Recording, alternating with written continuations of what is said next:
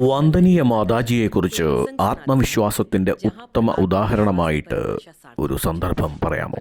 ആയിരക്കണക്കിന് ഉദാഹരണങ്ങൾ പറയാൻ സാധിക്കും. യഥാർത്ഥത്തിൽ വന്ദനീയ മാതാജിയെ പോലെ ആത്മവിശ്വാസം അലയടിക്കുന്ന മറ്റൊരു വ്യക്തിയെ ഞാൻ കണ്ടിട്ട് പോലുമില്ല. ശാന്തി കുഞ്ചിന്റെ നിർമ്മിതിയെക്കുറിച്ച് വളരെ കുറച്ചു പേർക്ക് മാത്രമേ ഇക്കാര്യങ്ങൾ അറിയാവൂ. പൂജ്യ ഗുരുദേവൻ മധുരയിൽ വെച്ച് തന്നെ യാത്രാമൊഴി പറഞ്ഞിരുന്നു. വന്ദനീയ മാതാജിയുടെ കൂടെ വളരെ കുറച്ച് ആൾക്കാർ മാത്രമാണ് ഉണ്ടായിരുന്നത്. അതിൽ തന്നെ വളരെ കുറച്ച് ആൾക്കാരാണ് ശാന്തികുഞ്ചിൽ താമസിച്ചിരുന്നത്.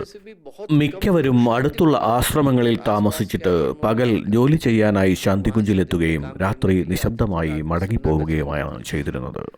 അക്കാലത്ത് ആ പ്രദേശമാകെ കൊടും വനമായിരുന്നു.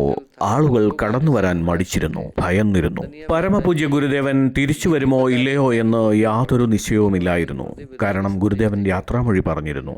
വന്ദനീയ മാതാജിയുടെ നിശ്ചയദാർഢ്യത്തിലും ആത്മവിശ്വാസത്തിലും നിന്നാണ് ശാന്തികുഞ്ച് സ്ഥാപിതമായത്. ഇന്ന് നിങ്ങൾ ആയിരക്കണക്കിന് ആളുകൾ ശാന്തികുഞ്ച് സന്ദർശിക്കുന്നതായി കാണുന്നുവെങ്കിൽ അത് വന്ദനീയ മാതാജിയുടെ ആത്മവിശ്വാസത്തിന്റെ മാത്രം പരിണാമമാണ്. അശ്വമേധ യജ്ഞങ്ങൾ ആരംഭിച്ചു. ഓരോ യജ്ഞത്തിലും 70 ലക്ഷത്തിലധികം ആളുകൾ വന്നുപോയിക്കൊണ്ടിരുന്നു.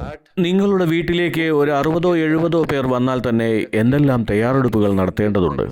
ആളുകൾ പരിഭ്രമിച്ചാണ് മാതാജിയുടെ അടുത്ത് എത്തിയിരുന്നത്.